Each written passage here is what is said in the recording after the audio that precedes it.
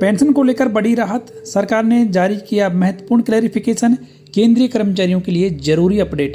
नमस्कार दोस्तों, आप देख रहे हैं गवर्नमेंट एम्प्लॉय न्यूज, जहां पर सरकारी कर्मचारियों और पेंशन भोगी जुड़ी हुई हर एक ताजा अपडेट आपको उपलब्ध कराई जाती है। केंद्र सरकार के कर्मचारियों और पेंशन भोगियों के लिए सरकार के द्वारा एक अहम स्पष्टीकरण जारी करते हुए पेंशन और पेंशन भोगी कल्याण विभाग ने साफ कहा है कि बेटी का नाम पारिवारिक पेंशन की पारिवारिक सूची से हटाया नहीं जाएगा। विभाग ने यह स्पष्टीकरण ऐसे समय में जारी किया है जब कई मामलों में सेवानिवृत्ति के बाद कर्मचारियों की पारिवारिक सूची से बेटियों के नाम हटाए जाने की शिकायतें प्राप्त हुई थी।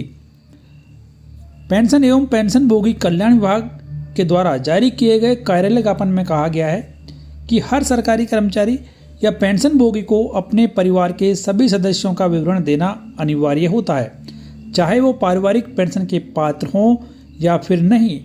विभाग ने स्पष्ट किया कि जैसे ही किसी सरकारी कर्मचारी द्वारा निर्धारित प्रारूप में बेटी का नाम परिवार के सदस्य के रूप में सूचित कर दिया जाता है, वह परिवार के सदस्य मानी जाएगी। इसलिए बेटी का नाम परिवार के सदस्यों के विवरण से हटाया नहीं जाएगा। पारिवारिक पेंशन की पात्रता का निर्णय पेंशन भोगी या फिर पारिवारिक पेंशन भोगी के निधन के बाद नियमों के अनुसार किया जाएगा। इसका मतलब यह है कि बेटी का नाम सूची में बना रहेगा, भले ही वह उस समय पारिवारिक पेंशन के लिए पात्र न हो। पात्रता की जांच केवल पेंशन भोगी के मृत्यु के बाद ही की जाएगी। यह प्रावधान केंद्रीय सिविल सेवा पेंशन नियम 2021 के नियम 50-15 के अंतर्गत आता है। इस नियम के अनुसार जैसे ही कोई व्यक्ति सरकारी सेवा में प्रवेश करता है तो उसे अपने परिवार के सभी सदस्यों की जानकारी जैसे कि पति, पत्नी, बच्चे, माता पिता और विकलांग भाई बहन की जानकारी देना अनिवार्य है, चाहे वो पारिवारिक पेंशन के पात्र हों या फिर नहीं हो।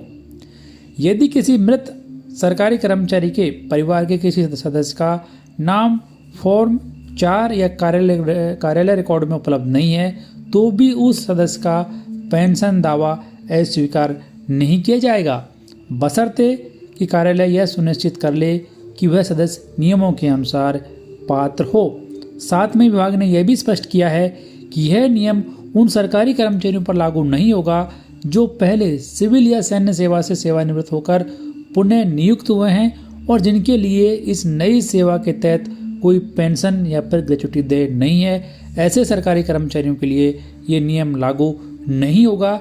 लेकिन पारिवारिक पेंशन और सरकारी कर्मचारियों की पेंशन को लेकर एक महत्वपूर्ण क्लैरिफिकेशन विभाग के द्वारा जारी किया गया।